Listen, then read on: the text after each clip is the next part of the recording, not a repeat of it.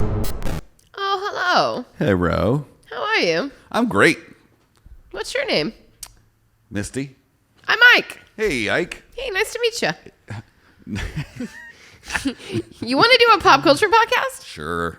What do you want to talk about today? I don't know, but I only want to do it 209 times. Oh, man, I was really hoping for 210. Oh, okay. Well, Newman.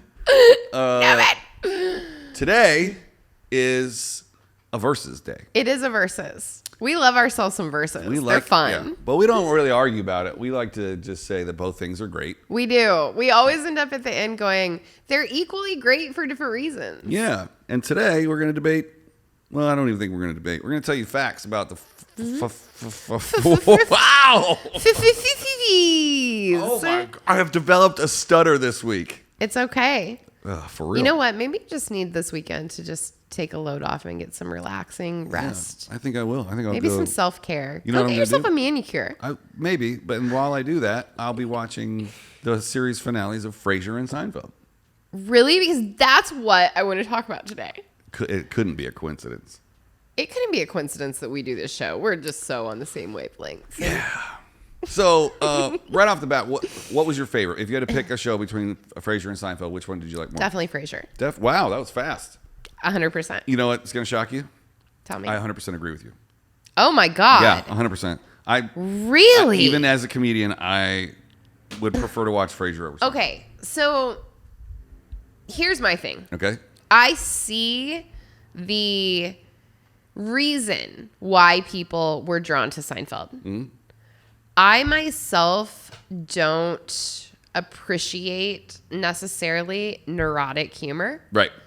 So that show actually made me feel very anxious watching their neurotic exchanges and being worried about everything and overthinking everything. Yep. It made me, and every now and then if it's on, I'll leave it on.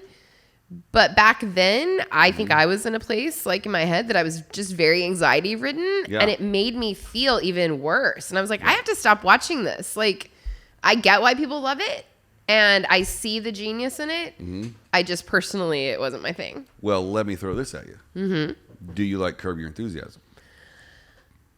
I do. I feel like Curb was sharper in its sarcasm. And that's what because I do like very dark sarcasm and very quick, sharp sarcasm. Mm-hmm. So that's why I think that I enjoyed Curb. I liked also the story. First of all, I loved Cheers, which is where Frasier came from. Okay. He was a character on Cheers for a long time before he got his own spinoff, which was Frasier. You could totally relate to the backstory. You know this character. And I just liked the story that they crafted around him as like this, you know, I love opera and I'm very important and I'm a psychiatrist. Very eloquently spoken, I am. Yeah. And then all of a sudden he was on the radio. Yeah. I was like, this is funny. What a turn. Yeah. You know, he was always the very like arrogant, like person on Cheers. And then they just humanized him so much. Totally. And the other thing, not to shift back to Seinfeld, but the thing that I found the most unrelatable was that Jerry went on a date with a very beautiful woman on almost every episode. And I'm like, this is an average dude. Yep. Very average. Average looking at best. Very average. And in this world of his show, he's very funny, but like, what's the deal with him? You guys? So, not that he's not an amazing comic. I'm not. Absolutely. He's a legend. He's one of the GOATs. Mm-hmm. But I think you're right about the neurotic bit with Jason Alexander always messing things up. I'm like, if you're that successful a comic, maybe you would want a sidekick that just messes stuff up so you have material all the time. That's why you have me. Maybe that's why you're a successful comic and you have me. I mean, most of my new hour is about things that you've broken. Oh. I mean, it's good I don't go and watch you do comedy. That's right. It would just hurt me. No one else does either. All right. Well, okay. So here's a couple things that I think are super interesting. Okay. So Frasier went off the air in 2004. Mm-hmm. Frasier was on NBC. Seinfeld was also on NBC. But there was another small show about some, a group of friends. Right. Just a tiny little group. I think it was called Buddies? Pals. The Pals. No, that wasn't it. Associates. The Associates. I think it was called Friends. Oh yeah. So I think Friends, I've seen that once or twice. Friends and Frasier both had their finales in the same 2 weeks in 2004. So NBC lost its 2 most successful sitcoms in the same 2 weeks. You want to know something weird about the series finale of Seinfeld? I do. It says right here, number 2. It was the first time, let's blow that up. It was the first time one of Jerry's stand-up bits had been incorporated into the episode since season 7. Wow. Yeah. I always thought that it opened with that every time. Yeah. Weird.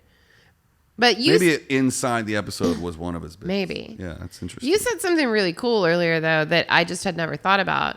There was a time that Seinfeld, Friends, and Frasier were all on TV on the same network at the same time. At the same time. Like, you could literally, bang out an episode of each one of those back to back to back. And I've talked to kids that probably weren't even born when Seinfeld went off the air. Right. And they're streaming it and binging it now. Right. It's like that holds people up. do that with, Friends. They're like, oh, yeah, I watch it to go to sleep, or I think it's hilarious. I'm like, wow. The references should be so lost on them. Yeah, but kids love it. Weird. Well, there was a very, very heartwarming fact that I read about the Frasier finale that I thought was very cool. So Frasier's brother Niles, and then I believe she started out as their housekeeper, Daphne. Yeah, and became his wife. Right. Yeah. They got married and they had a baby, and they named that baby David. The writers named that baby David after David Angel, who was one of the show's co-creators, who was killed in the 9/11 attacks. Oh boy. His sister was in the studio audience for the final episode taping, and that's when they announced the name of their baby, and she got to see that moment. Oh, that's cool. And that's how they paid respect to him, which I thought was super awesome. That is pretty awesome. Another awesome thing about the taping of the Seinfeld finale, to keep it a secret, instead of using their usual live audience, right? They filmed it in front of NBC executives and friends of the Seinfeld cast and crew. That's so cool. And each member of the audience was required to sign. Now they're called giant NDA. They're called NDAs now, but this one was called a vow of silence. I love that. Yeah. It kind of reminds me. So the last scene of Frasier is him at his desk giving his final address on the radio, and he reads from a poem, Ulysses, and gives a little very heartfelt Frasier speech. Right. And then it pans, and you see Roz in the audio booth where she always was, but there are all these people behind her. Those people were the producers of the show, and they got to be included in the last shot of the show. And then at the end of every season of Frasier, there would just be black and white pictures of just various actors. Yeah. And you'd be like, who are these people? Those are the people that called into the show that season. I love that so much. They're all like big actors. Right. Yeah. And they would just have their voice as a caller. I never realized that. It makes me want to go back and listen to it and be like, wait, can I guess who that is? Yeah. Who that caller was? Right. And then look it up later. The other thing about Seinfeld is that they planted rumors about what the ending was going to be. I remember that. Yeah. It was a huge, big deal. Yeah. Like Vegas was taking bets. How many people watched the Seinfeld finale? I don't have it. Let me pull it up. I want to say it was like 75 million. It's definitely one of the most watched finales in television history. It was a really, really big deal. 76 million. 76 million people. 0.3. What? And it's in the original American broadcast, 76.3 million U.S. television viewers turned into the finale. It became the 4th most watched overall series finale in the United States. Wow. This one has That's pretty incredible. Top 20 most watched TV finales of all time ranked. Let's see. What's number 1? The Sopranos, right? Game of Thrones? Ooh, I don't know. It's still loading. This is interesting. Some of these that you wouldn't think would be on here. Full House. People really tuned in to watch the finale of Full House. Yeah, I thought it just went off the air. I didn't think there was a finale. 24.3 million. Golden Girls, 27 million. Yeah, Golden Girls. Number 15. Should we just run this list? Yeah, do it real quick. Number 15, Happy Days, 30.5 million. Ron Howard. What is that? Gunsmoke had 30.9. That was weird because that was super old. Is also 1975. like one of the longest running as well. Yeah, and in 20 seasons. 20 seasons. In 1975, America only had 30 million people, so literally everybody in America. Right? Star Trek: The Next Generation. Wow, 31 million. Everybody Loves Raymond, 32. I don't love Raymond. Okay, moving right along. We've talked about this. Dallas, that surprises me. That does not surprise me at all. 14 seasons of Dallas. Frasier, number 33. 10. Here we go. Yep. Number 9. 33.7 million. Home Improvement at 35. Family Ties, 36 million. Alex Interesting. P. Keaton. All in the Family. I don't even remember that show. Yeah, 40.2 million. Wasn't that Archie Bunker? 1979. Wow. The Cosby Show, 44.4. Number 5, Magnum P.I., 50 million. Oh, Tom Selleck. Number 4, Friends. Yep. Wow. So Seinfeld was more popular than Friends. Number 3 is Seinfeld, 76.3. Cheers. Wow. 84.4. Okay. And the number 1, MASH. MASH. Why didn't we think about Yeah. that? You know what they did to MASH, right? In the series finale of MASH? They sat there and told the cast right before they were all stacked up for that final interview scene. Mm-hmm. And they told the cast that somebody close to the cast or one of the cast members that wasn't in the finale had died. And then they shot the finale. And then at the end, they were like, oh no, my God, that he's just not gave me dead. goosebumps. Yeah. Like I have chills. All those tears that they're Why crying would you at the end do that? are 100% real. Talk about emotional manipulation. Yeah. And weird that we worked a little MASH finale into the Seinfeld versus Frasier episode. Wow. Yeah. I don't feel good about that. Yeah. I'm sorry, MASH cast. Dang. Yeah. Anyways. Yeah. Wow. Okay. Season finale. Tell us what your favorite season finale of all those ones that we read on, regardless of the numbers. It is surprising that Seinfeld's not on, or Sopranos isn't on there, but I'm kind of surprised about it. It's not a network but there thing, was like a huge, it was, you're right. It was HBO pay-per-view, which Game of Thrones, same. Mm-hmm. So that makes sense. Oh, Game of Thrones is Misty's favorite show, guys. I've never seen one single episode. Hodor. Speaking of other shows, though, this was something I thought was super cool. So Tina Fey did an interview. And because she was huge, you know, in the writing of 30 Rock. Right. And she said that a lot of times when writers are writing the final episode of a series, obviously it's one of the like hugely stressful times for the show creators. Mm-hmm. So what they'll often do is they'll go back to other popular television series finales and watch them for inspiration. Yeah. So David Crane, when he was writing the Friends finale, went back and looked at Newhart and Mary Tyler Moore. Mm-hmm. Tina Fey went back and looked at Frasier when she was writing the 30 Rock finale. So interesting. Because she was trying to figure out, you know, how do I make this different? And how do I make it to where people can say goodbye? Yeah.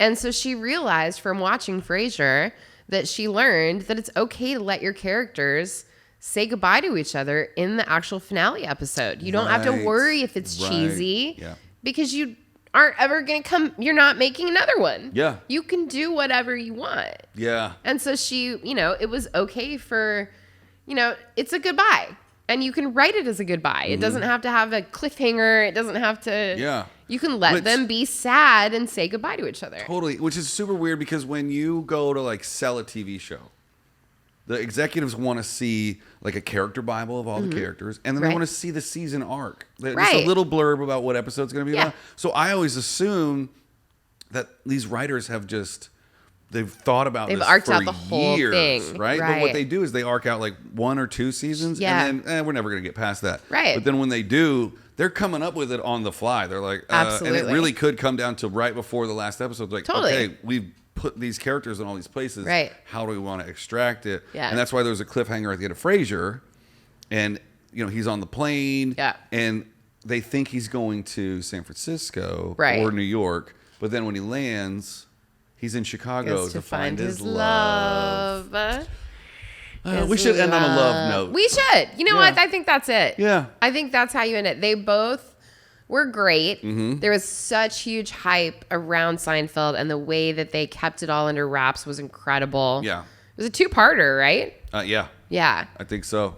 And, you know, like they pulled in all of these people that had done appearances, and I thought it was great. Yeah. Even though I didn't watch the show on the reg, I loved the finale, and I thought that it was very creative. I watched it a lot. And I also loved Frasier, and I loved the finale for Frasier, and I felt like it was very heartfelt and ended on a love note. Yeah. And so they're both great. leave us a comment on whatever platform you're watching or listening on, and tell us, just put Frasier or Seinfeld. Tell us which one you like the best. And since it's not Friday, We'll see you tomorrow. and this is not the finale of Misty and Ike, It's not. we'll see you tomorrow.